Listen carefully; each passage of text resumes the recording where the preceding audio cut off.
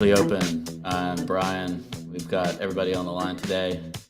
Don, you're on the left. What's up, man? Not much. The market most certainly isn't. So, Oh boy, he's changed sentiment on us again. Got to see what direction I have to copy trade and FOMO this week. Cred, how's it going? Yeah, it's going. I've been enjoying crypto Twitter civil war recently, so that's been a fun scroll. Wow, I've not even noticed it's happening. What's going on? Oh yeah, just the usual stuff. People pocket watching each other, roll bit, paid groups, Gainsy main character arc, all the good stuff.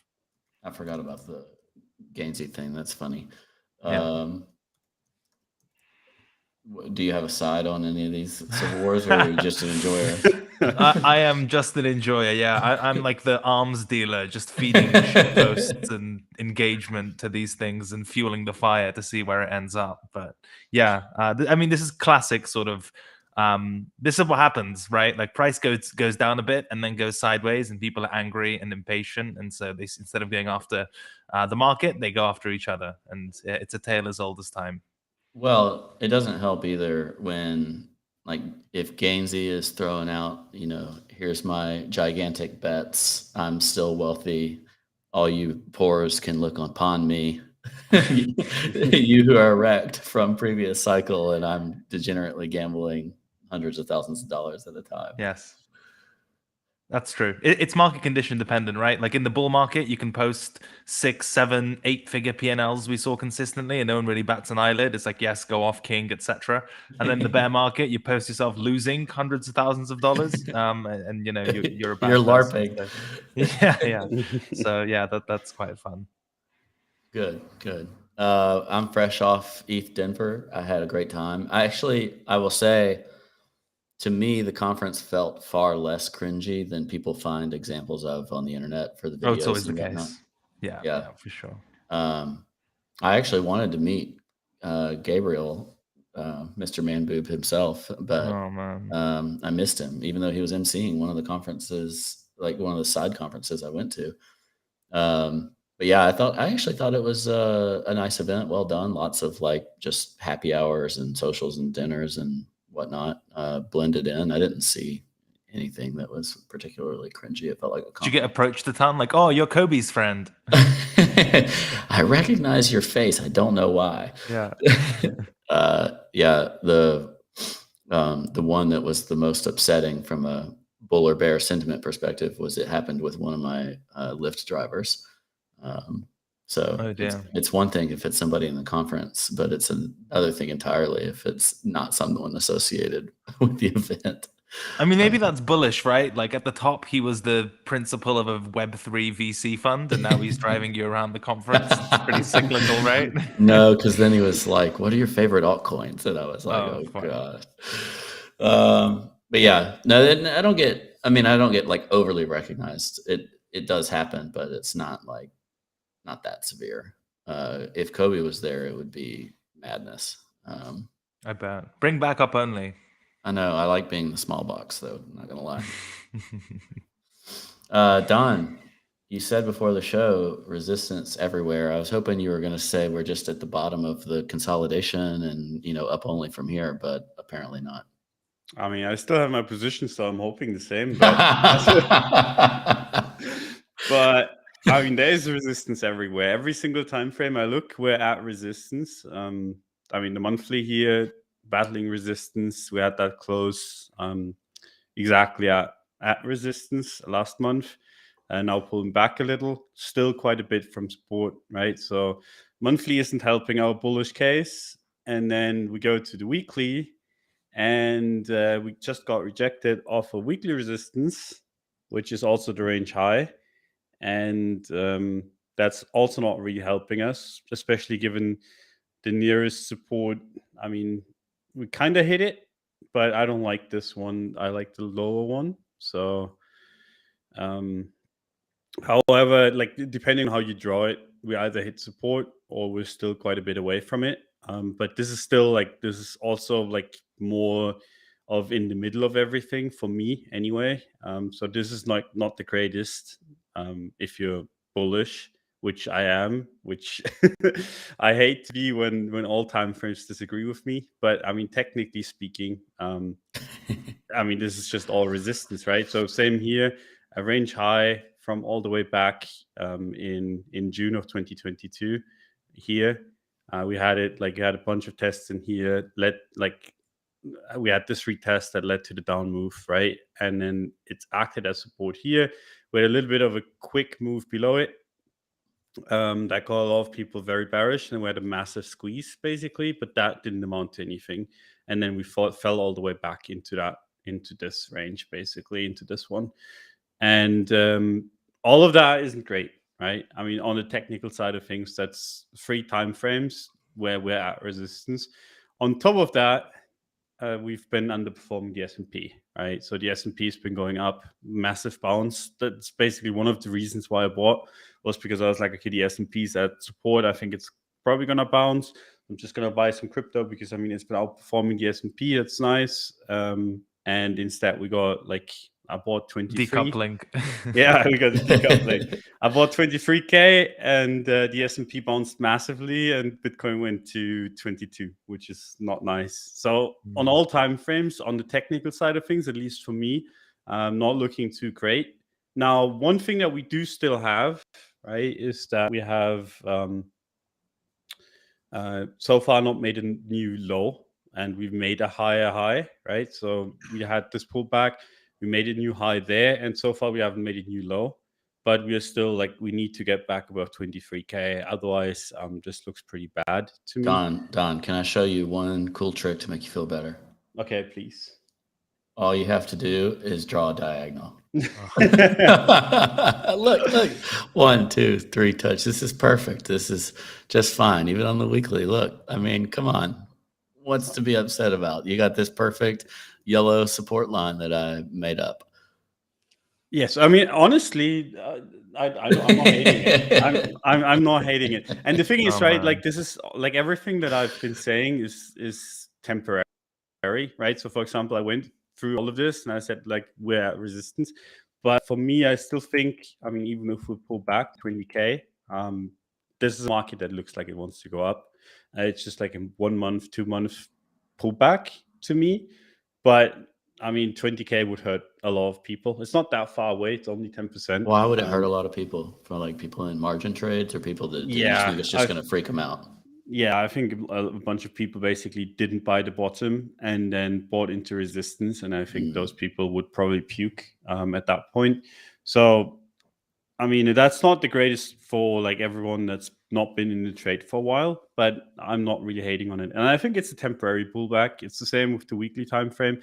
It's still, and I mean, I made this map up a little while ago. It still looks good to me. It's just a temporary like pullback, at least in my eyes. So in general, you want to be looking for buy opportunities. It's just a question of where do you do it? Do you do it at 20K? Do you do it like on this attempt of a higher low? I think this is the most aggressive one. If anything, in my opinion, like if you can reclaim 23K, this seems pretty clear cut to me, because then 25K is garbage. We've tested out resistance both on the monthly and the weekly. At that point, I think we would really go into the 30Ks. So I think that is like the easiest trade to take. Basically, just buy into strength if we come back above 23K, because then you don't have to basically sit in a trade with a bunch of people that bought resistance that might puke into support. So like if you're buying here, you're risking that like the people that bought here because they're like, oh shit, I'm missing out on this, puke basically at support, or maybe even the lower support. So that's like the risk of buying here. But then again, like it's been an uptrend and it's a really strong one. So maybe it's just this, like we just get this pullback and nothing more. But I mean, we have time frame on all. We have resistance on all time frames, so that's an interesting one. It's hard to be too aggressive right now, so at least in my eyes. Where does Binance US as a weak front for Binance.com fit on our bad news bingo card, Cred? Oh dear. Yeah, the headlines, no shortage of those. And there's always a lag between our industry blowing up and then regulators coming in after the Yeah. fact to ask difficult questions after everyone's been wrecked. So I expect that overhang to stick around for, I mean, months to come, realistically. That doesn't mean it has to have a large market impact every single time. I just think that's the regulatory landscape for the next year or so, at the very least. Like that lag is very real. So it depends also. I think the more useful information will come from how we react to negative news as opposed to whether we get negative news and the extent of it. Obviously, if it gets really bad, like payment rails and stable coins and banking, that gets pretty ugly because we turn into Jeff Dorman's fantasy carnival market as opposed to like a real market with liquidity that you can get in and out. But to me as a trader, I'll be paying much more attention to the impact of news versus sort of the headline itself. This month is setting up pretty kind of rough because we've got a bunch of banking stuff, regulatory stuff, and now there's all the usual Mount Gox and Shanghai upgrades, and then CPI and macro crypto, all that stuff sort of starts to coalesce towards the middle and the end of the month. I think on some occasions within 3 days of each other.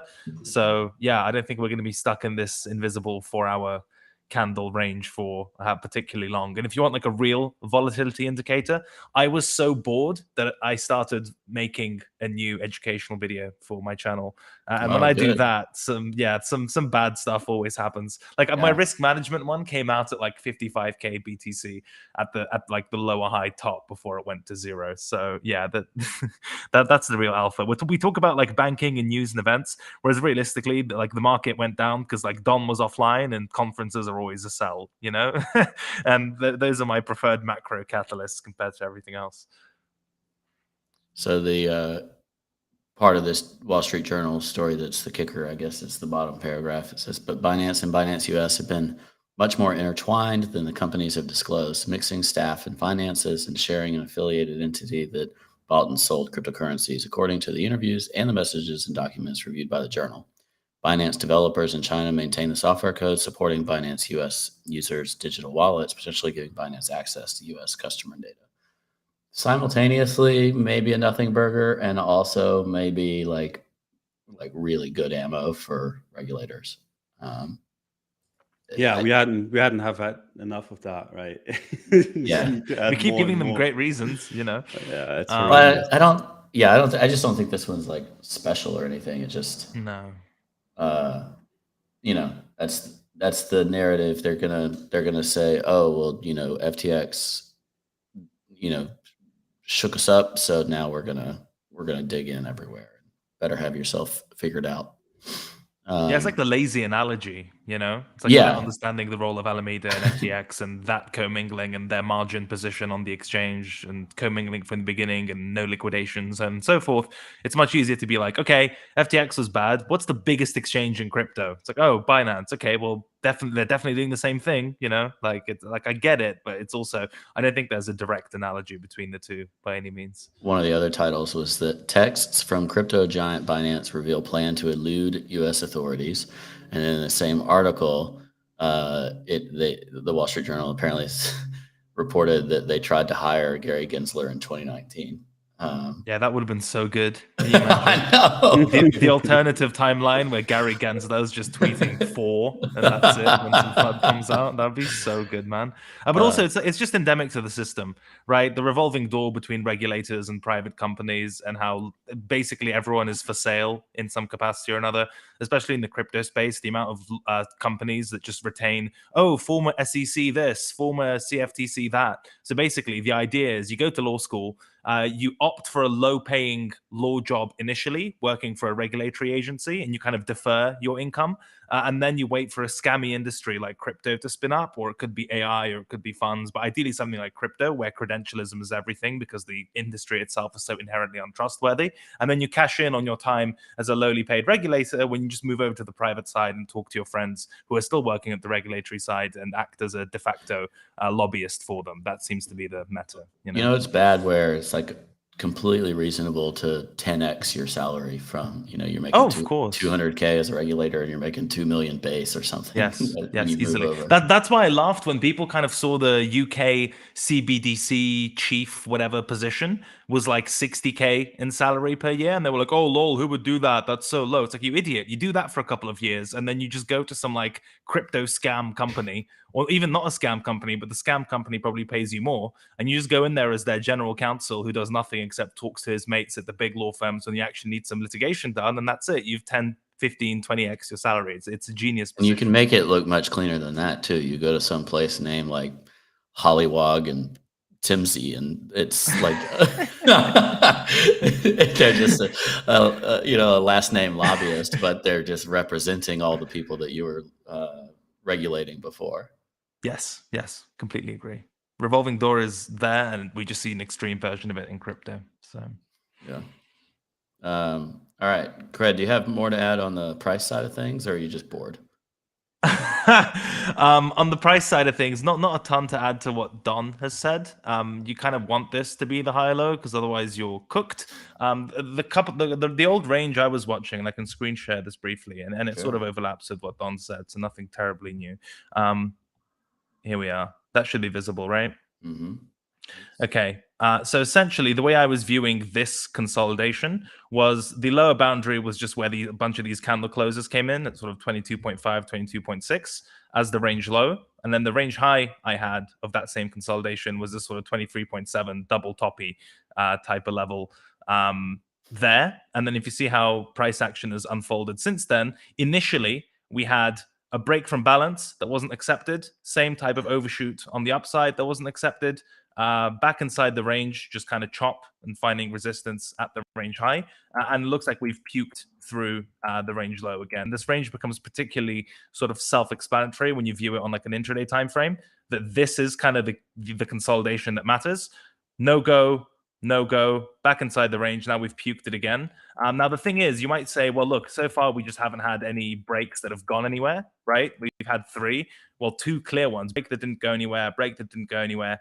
Could this be another break that doesn't go anywhere? It absolutely could, especially if this is just going to be part of a bigger chop pattern. The reason is I have to be more cautious with my system, particularly, is because it doesn't give a lot of weight to the sort of the likelihood of double fake outs taking place. So for me, given we've already had a failed break to the downside, the second one is more likely to be real than not, i.e. my expectation of resistance on a retest is higher than it would ordinarily be, simply because on average, it's much more likely that you get fake break number 1, real break, rather than fake break number 1, and then another fake break in the same direction. You just keep kind of doing nothing, unless my levels really suck, but that doesn't tend to be the issue. I am the problem most of the time in these cases. So I need to be a bit more guarded on any retests. I think there's a lower probability that it's another one of these, and a higher probability that it's just that this is sort of the real break, and the first one was the deviation, if you will. Basically, double deviations aren't super common. So yeah, I basically, for me, this is like a test of real resistance, so to speak. And that sort of, as I said, lines up with Don having this entire consolidation outlined with the backdrop that we're still at monthly and weekly. We've got this monthly and weekly kind of cloud over our heads. So yeah, I don't like this, and I'd need to see like a really good reclaim, ideally through the range high, actually, to think, okay, maybe that was something. Yeah, I think what both of y'all are saying makes a ton of sense. I also just think it's kind of still like a scam range, like it could break down, absolutely. When I start looking at things on the weekly time frame, I just feel like we're going to end up, even though we've been in the kind of like decorrelating the wrong way meme, I just think we're going to follow whatever legacy markets do. And we're just kind of that high beta version of it. The other thing that happened with that was that really just one down day there, wasn't it? Like the bad one, like 4 days ago. Yeah, in the overnight session as well. So yeah, what it really did though is it just puked a bunch of altcoin risk. Yes. Like every altcoin that was running had, I don't know, 15% down days on that, in no time. And what you revealed there is that the bid was pretty weak on alts, and this is what we've talked about a couple of times in the last month or so. It's just that you get the green candles and you get kind of these isolated moves up, and you get the red candles and you get these unified moves down amongst the rest of the market. And it just feels like that's what is still happening. I do find it concerning that like this is the S&P 500 and it looks pretty great. Like they had a couple of weeks of calming down, but now it's like a really strong week after that, and then starting the morning session nicely. Even the NASDAQ and the Russell 2000 look pretty good. I'm sure the Dow Jones looks fantastic because that's just how it's been lately. There was one of those brain memes that was talking about like how to get the best beta in the market. It was like crypto, NFTs, S&P 500, Dow Jones Industrial Average was like the exploding brain one.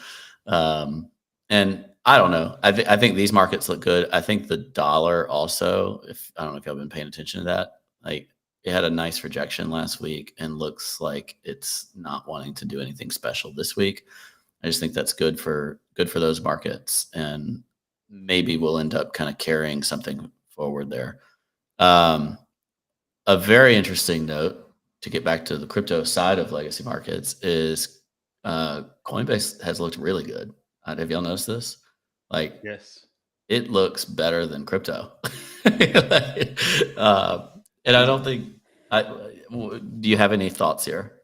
Yeah, I think it's because it's a little bit correlated with the stock market, more so than crypto at this point, which is quite funny to me. But yeah, I mean, that looks great. I cannot see, like, there's nothing wrong with this chart besides like just going from a lot to almost zero before, but like this bounce and this in general, this entire rally looks really good. So yeah, I also think kind of the safe place to do business argument is really, really strong for Coinbase right now. So it should be a good tailwind. They've been doing some stuff too. They acquired some kind of finance Connecticut business. I don't know. River Capital or something. Yeah, One River. And I wonder if they're like, and plus like the base chain layer, they're on layer 2 on Optimism. And it makes me wonder, are they trying to create opportunity for value outside of normal exchange volume stuff? And if so, I think actually they can really justify some good stuff for the stock. But yeah, I don't know if I would expect Coinbase to outperform, BTC and ETH, but I'm watching this. I also am, I have a tiny position in my like meme Robinhood account. I don't have a real position, but I'm looking at Coinbase as a real trade. Because I think this looks like it wants to break up, and in a legacy market, especially right now, like the idea of, hey, this can go from 70 to 100 without really looking any different on the chart. I like that. Yeah, they still need retail, Coinbase fund bank. They're not offering sort of margin, derivatives, etc. So like, it's about as cyclical as crypto itself. The real tailwind will come from just your average Joe coming back, and especially in the US, coming back and just trading coins. That doesn't mean it can't bottom without that or anything, but I just mean in terms of just large cyclical trend. I'd be very surprised if it does anything way too crazy without seeing retail inflows also kind of pick up. That's true. Part of what it did, though, is it just my favorite thing. This is, people can look at it however they want in crypto. In traditional markets, this actually does have an impact in like passive funds and kind of boomerish CTAs and all those memes, right? Yeah, it's like you flip that 200-day moving average, you kind of get past some of these barriers, and this can just start to get better passive flows and the consolidation and whatnot, and even the move to the top of that range from 68, 69 to 82. That's a great trade all on its own, and it's like it literally is nothing. So anyway, that's probably my favorite looking opportunity out there, including what I see in crypto, just because of what y'all already mentioned of like there's nothing. This doesn't speak to me personally. So, yeah, that's really all my thoughts of price action for the week. I haven't put any more additional thought into it. I'm probably just going to hold everything that I've got in crypto and try to add to Coinbase positioning. I like it. I mean, just looking at this S&P chart, it's just, I mean, I saw this basically as retesting support, and there was a lot of bearishness around. And I was like, maybe we're gonna get some bids on crypto and everything. Didn't get that, but got the massive bounce on the S&P. And I mean, this just looks good, like in general.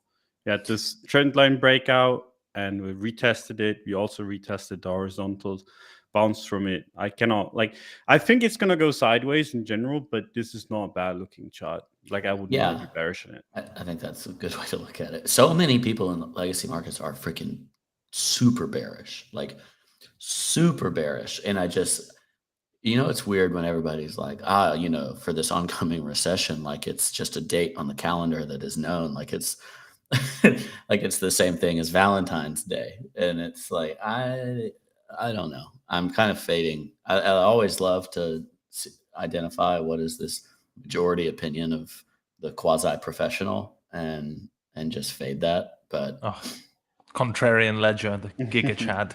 Your liquidation is my entry. No, it's not. It's not like a super contrarian thing. It's like just there's that kind of like semi-professional audience, like the ones that think that they are like really good at this, and they all think the same thing, and I don't understand that. I don't think I would fade like pure retail. They're the left side of the curve. We're fading my fellow middle curvers. You're talking about the people who listen to like 2 macro podcasts and start writing threads on Twitter like the next week as they pivot from Web3 to AI to NFTs to macro. Yeah, all right. Lots of those. I think in general, like the fading group of people works best when you're fading bears, because bears are usually wrong. Like if it's very, very loud bearishness, it's usually wrong in my experience, especially in crypto. Like when the bears get completely crazy. And I think this cycle was a little bit different because the bears had a lot of things going for them. So they didn't get as punished as they usually do. Took quite a while for that to happen. But in general, like the only group of people that you've seen consistently lose in crypto or in markets in general is the bears, right? It's like, it's the position where you have to be really, really good at what you do to make money. And then, I mean, most people just aren't, right? So like if the common kind of consensus flips bearish and it gets aggressively bearish, and you have any reason to buy, I think it's like a decent shot anyway. Yeah. Plus we have some of these ideas that we had talked about looking good. They still look okay. Like I'm just scrolling through a couple charts. So like synthetics is breaking out even amidst the junk, and we had talked about that last week as looking good at this this previous consolidation, but kind of tapping into the highs. So it broke out, and it's still going this morning when everything else is not. And I don't know. I think you still have some of these opportunities for isolated plays. I took no position in synthetics for what it's worth. I just think that those will still exist, and I agree with what you just said about fade the bears. That's makes sense. It's reasonable positioning. Yeah, I think also if you kind of land in a spot where people can predictably put you in a camp, like, oh, this person's a bear, this person's a bull, that might be sort of the death of you as a trader. Like if you're so foreseeable, so predictable, and so ingrained in your bias that you can be pigeonholed like that. I mean, either someone's doing you a disservice, but if it actually ends up being accurate on average, then that's not good news for you. And yeah, in crypto, I mean, I've seen some commentary suggesting like, oh, I make all my money on the downside, or I make more money shorting, etc. I'm willing to concede that's true in the absolute minority of cases. But for the overwhelming majority of people, and even for those people, like, what the fuck are you doing? But I think for the overwhelming majority of people, they just make their money in a crypto bull market. That is why they are in crypto, be it from just like passively holding cycle to cycle, or aggressively participating in those conditions when they're around for 3, 6, 12 months. That's where the disproportionate majority of money is made. So if you're someone who consciously ostracizes themselves away from those conditions, then I don't really get it, for lack of a better term. In terms of reasons for bears to be excited from a fundamentalist perspective, did y'all see David from Bankless, or David and Ryan from Bankless? I was hung out with David this last week. Really nice guy, fun. They had a fun meetup as well. But in their podcast, they accidentally and then retracted, I don't really know, but talked about how the SEC apparently gave a bunch of DeFi protocols Wells notices. And a Wells notice is, according to Wikipedia here, basically the SEC telling you they're planning to bring an enforcement action against you. So if bears want to get pumped up, then they can consider this, and we can decide, like, is this priced in or not? And what does it mean? Does it matter? Et cetera, et cetera. And this is actually true. Well, it some of it might be true. It was very clumsily sort of trotted out as a thing, and then subsequently walked back in the case of like some protocols. And then other lawyers were commenting how it actually takes a fair bit of it's done on a case-by-case basis when it comes to Wells notices, and it's very unlikely. And usually, as it says in the sort of blurb, at the end of an investigation, or typically after a long period of research and review. So the idea of a bunch of protocols getting in at the same time is like a bit less likely. To me, that was a bit of a failure on, I don't know, sort of a duty of care as a very large DeFi-oriented hub of information, to then drop that in a clumsy manner and then have to walk back the claim as to particular protocols. Like, I'm sure there's something real and tangible that's there, but I think it required a bit more of a delicate touch when it came to spreading the news, given how influential Bankless is and their proximity to the DeFi ecosystem, for lack of a better term. Yeah, I just wanted to bring it up because it went out there, so we're going to repeat it. What else are we going to do? Yeah. I mean, if it's the case, it wouldn't be terribly surprising, right? With everything we started the show with about the regulatory landscape and stuff. I'd be surprised if it's like a mass carpet bomb of Wells notices across a bunch of protocols at the same time. It's plausible, but that'd be pretty shitty. I don't know what the disclosures are like around that type of stuff, but I think the broader point is if you're looking for macro bearish narratives, be it crypto or in macro, there's plenty of them, right? There's Gox, there's Shanghai, there's the big flip, 50 basis points. Powell is talking a bunch this week. CPI in Shanghai within 3 days of each other. Silvergate, more SEC stuff, banking, USD payment rails. I mean, you could throw the kitchen sink at the thing, but at the end of the day, ask the market about the market when it comes to how to actually trade it, I think. Yeah. Hey, one chart that has not changed at all in like a month or more. Which one? Our beloved ETH BTC. Don, you did this exact squiggle. Do you remember it? Like where you just drew it in this tiny little sideways line. Now you probably don't even remember it. I think this is the 6th week of literally no price action. Like nothing. Okay, next week is the one, Ledger. Has to be the one. I mean, when? This is just starting to look ridiculous. Oh, give it a year or two. I think with approaching Shanghai, you're gonna get at least a little bit of movement, I guess. I was having people ask me bearish or bullish on Shanghai. I had no good answers for them, but do y'all have big thoughts on that? Not really, no. I mean, I'm just gonna look at the chart. Yes, same. But if I had to speculate, I would say on average, crypto participants ignore sell the news type things more often than they should, and also have a propensity to come up with convoluted narratives around these events more often than they should. The one that comes to mind is the coin direct listing IPO thing. Oh, yeah. That was a sort of, oh no, it won't take away from crypto flows, and no, it's not a top signal, it's going to do this, that, and the other, and the market just ate turbo huge spoonfuls of shit at that point. And with the same with a bunch of altcoins and the merge, a classic example, right, of sell the news. So I don't know. I think my base position is I'm going to be cautious anyway. I don't think it's a buy the news event, to say the least. I think if it doesn't nuke, that would be good. That would be a sort of welcome development, and would also reflect the fact that the entities and types of people staking aren't necessarily short-term oriented and so on and so forth. But like I've got basically a rebuttable presumption that it's a neutral at best baseline / sell the news type of thing, more so than, oh, this won't have any impact whatsoever, or it's bullish. I think bullish is least likely. I find that quite odd. I could deal with fine priced in and depends on macro and other stuff. I'm and I sell the news in the back of my mind simply because of just how good that's been for ETH in general. But I wouldn't blind short into a news event without a setup. But just looking back to like flippening is always a top signal. The merge was a top signal. All these Denver, for fuck's sake. So all these ETH oriented things kind of perk my ears up just because of how it's resolved on average, you know.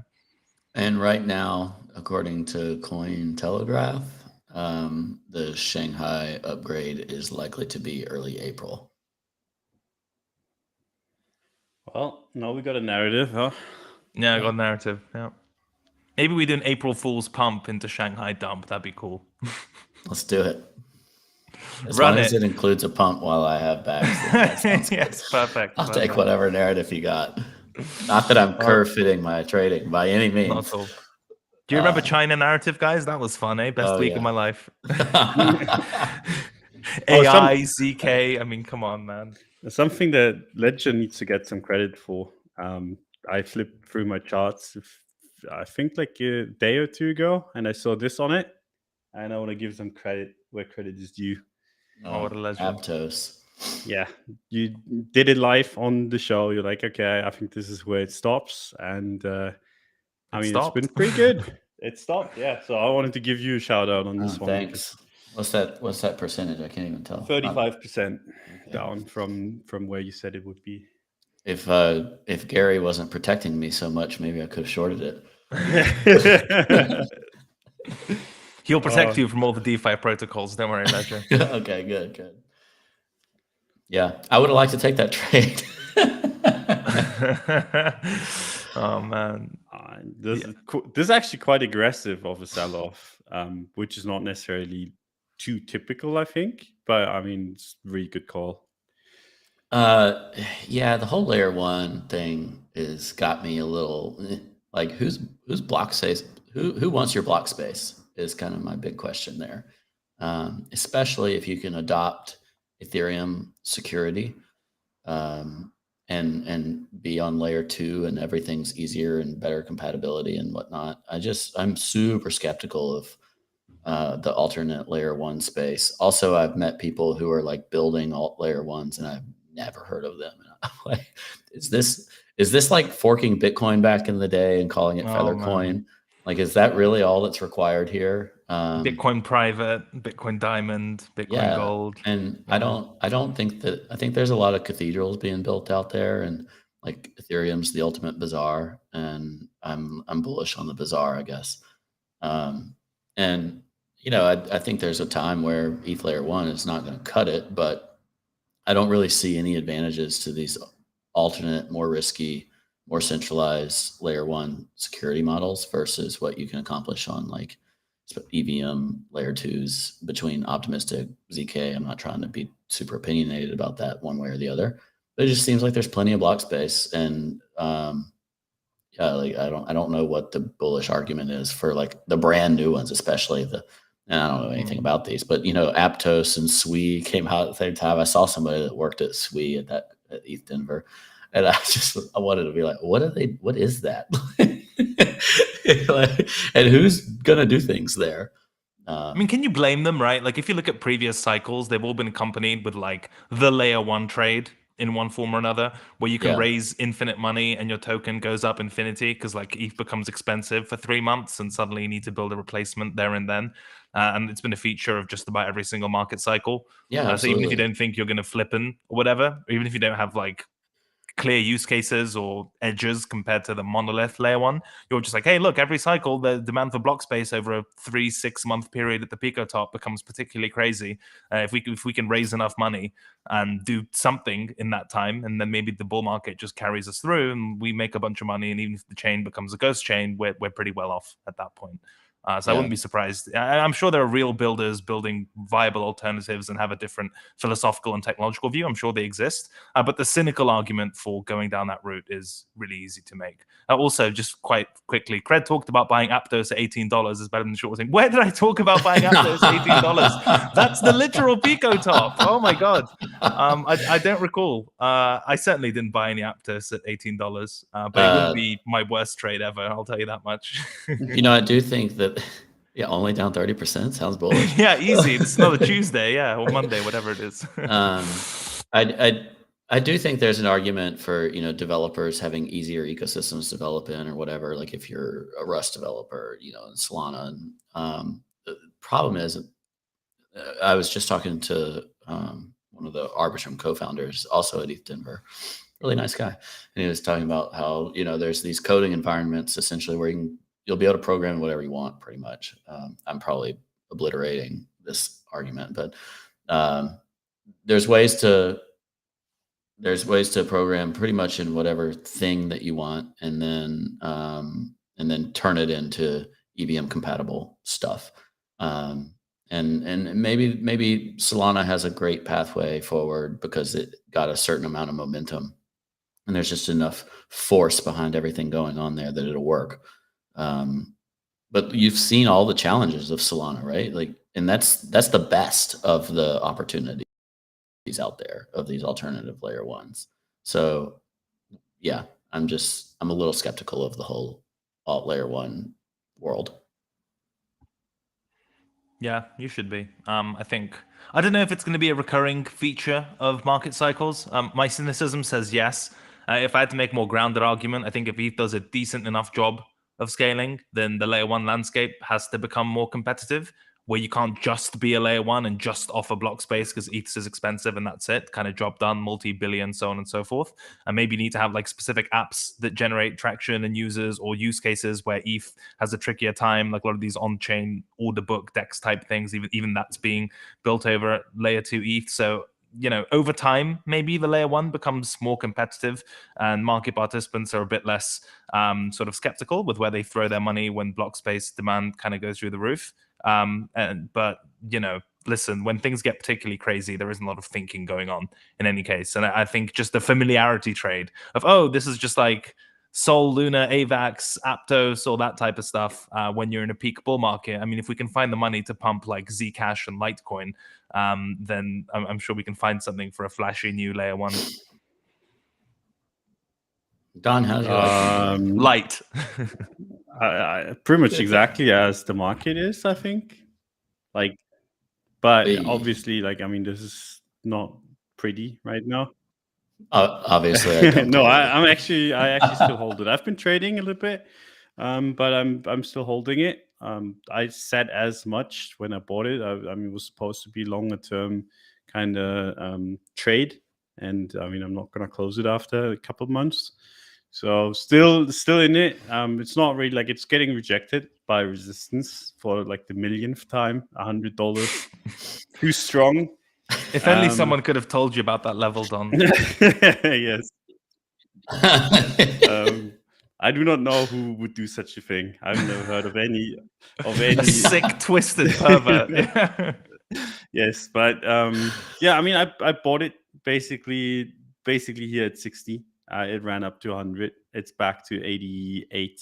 And I'm just gonna hold it. But lower lower time frame, obviously not that great, because we had a range here basically, and we lost it. Closed below resistance yesterday. Had a little bit of continuation. Drew a new box.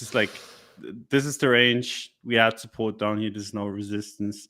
This is old support that's kind of shitty. So not that great on the lower time frames. High time frames still look good to me. If you look at the monthly, I'm just not even concerning really.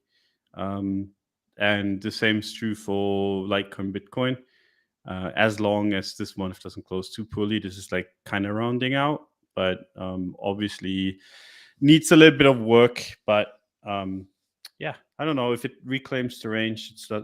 If it reclaims this daily range, it looks much better again. I think at that point maybe we can challenge 100 again, and I think the next test is gonna be the one that breaks it. But right now, not so pretty. But I think that's pretty much the landscape all around, right? If you look through the altcoins, pretty much every single altcoin's been eating shit, and that's not surprising to me. I think it's still a Bitcoin centric move, and it's probably going to continue being that way.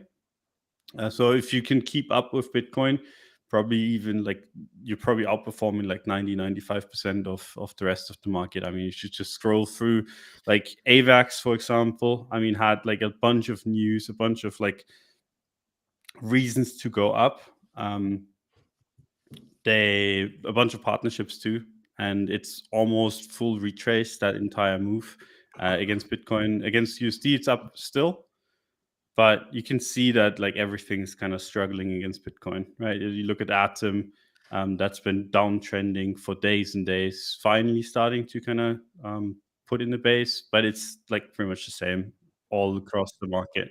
It really feels like our kind of 2019 equivalent right now in terms of where we are. I've heard some pretty smart people say they think the lows are in. GCR is one of them, right? Yes. But yeah, it's just like these rotation type of games, and then overall dominance picking up just makes a lot of sense to me. And it's good, right? I think. Like you, obviously, if you're an altcoin holder and you have 100% of your money in an altcoin, that's not great for you. But in general, for the health of the market, right? There's only so much, and like an overinflated balloon can inflate more, right? You need. Don just said you have to lose so that we can win. I mean, it's just how like the altcoin market is so fucking ginormous still. Like it goes down every cycle, it goes down like 90-95%. And I look at the market caps and I'm like, what the fuck? Like, how are these so big? And that's just the lay of the land. And they need to calm down before they can actually go crazy again. And that's, I think, what we're seeing right now. Altcoins are the greatest inflation in the entire world, right? Like, it's hilarious too, right? Because altcoins, like almost every altcoin has inflation built in, and it's quite high.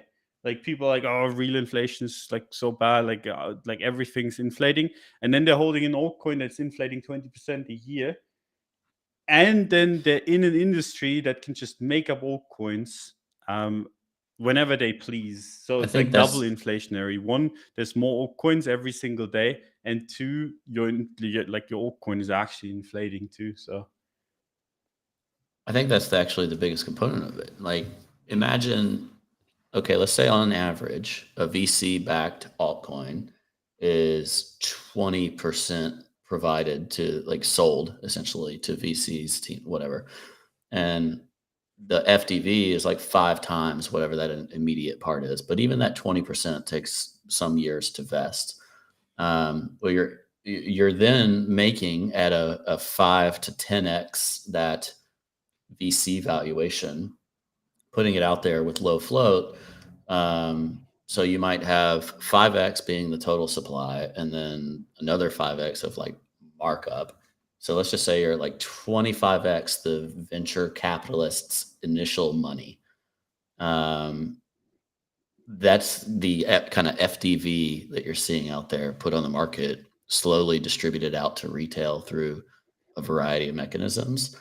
And all of the new inflows of money are not going into Bitcoin or Ethereum. It's not like people are coming in and say, hey, here's our liquid fund into Bitcoin and Ethereum because we believe in these. It's like, let's get the upside of some altcoin. And so it's coming in to that inflation of altcoins, not to the core of crypto, which just, it provides a massive tailwind on the altcoin inflation total market cap. And that's why we realized most of those prices are not very real, and how they can nuke 99% because they've been inflated so highly. Yeah, structurally, the market's fucked in that way, in terms of how, where the inflows come from, how they're allocated preferentially, retail's access to them compared to the early backers. It's pretty rough. And 1 out of 10 of them might make a lot of sense to be that, but a bunch of them are just the bags that people hold into oblivion. Where they can't lose almost, in many cases, especially in some ecosystems like Solana DeFi in 2021, classic example. But yeah, it's just the broader point as well, as we mentioned, that like equity indices have like passive and structural buyers. We have passive and structural sellers across, be that miners or supply issuance, whatever it is. So we need new people to come in to buy our bags to bail us out. So, if you're listening, you haven't made the leap yet, sign up and save our industry because we need you. Yeah. Yeah, I do think the likelihood of your downside being muted in Bitcoin and Ethereum themselves is pretty good. I feel like there's a pretty significant demand for Bitcoin under 20K, Ethereum under 1,1300. And then as you get more aggressive, I think pretty much anyone would look at new lows as an opportunity, not a down, not a total doomer type of signal. It's probably based on some kind of liquidity event. And even the opportunities we've had for that, the Silvergate news has not, you can't see that on the chart. I would argue that the recent move could be like the recent decorrelation of sorts could just be like. Yeah, the decorrelation, but you don't see it on a dollar chart. Yeah, it's kind of crazy how much of shit we've gotten thrown at us in the last week or two. Like serious stuff, not just like bullshit, right? But like actually bad news and bad regulatory action and a lot of things that spell like quite bad things for the future. And we're still trading quite a bit above 20K. I think in general, like if nothing horrendous happens, the lows are in. I think I'm pretty certain that we're not gonna make new lows on Bitcoin, and probably not on ETH. Like I think in general, this is 16K is like we had 3 or 4K back in 2017, not 2017, 2019, and in the March crash. Like I think this is gonna be the low. It's just a question of like, do you do something like this, or do you just straight go up, or do you go up and then come back down, go sideways, and go further up? But I think in general, like if nothing horrendous happens, like it makes no sense to me that this isn't the low. Like, and my entire crypto history basically tells me like you should be trading this with that in mind, like that's most likely the low, and that you're gonna have to buy higher. But maybe that's just me. I mean, I bought there, so maybe that's just my bias speaking, but I think it's very likely, especially given how the news flow has been and how little it's done to us price-wise. For now. Just send it to the yearly open, Don. Daddy wants a wick. You know how it is. I didn't make the rules. Cred wants to buy your capitulation. Man. I'd love to see that. That's the best TA FUD you can come up with, I think. The yearly open meme is so good. I love that meme. In a bunch of group chats, I've got that edited picture of Karl Marx's quote, which says a spectre is haunting Europe, the spectre of communism. I've just edited that out to be the spectre of is haunting crypto Twitter, the spectre of the yearly open. So whenever price dips like 1%, I start fudding the yearly open as a target. It's a great way to live. I've been having a lot of fun. Yeah, but let's go to the 2020 yearly open first. We agree on that. 30K, then 16K. Yeah, if we went to the yearly open, I just got the wrong year. I was still right. Yeah. All right. Let's leave it there. Good luck on your yearly open, Cred. Don says the bottom is in. Lots of breaking news on the show today. Thanks for being with us. We appreciate you. Like and subscribe, all that stuff. If you enjoyed this show, tell your friends. We need more friendly faces on the live streams, but we're happy you're here, and we'll catch you next time.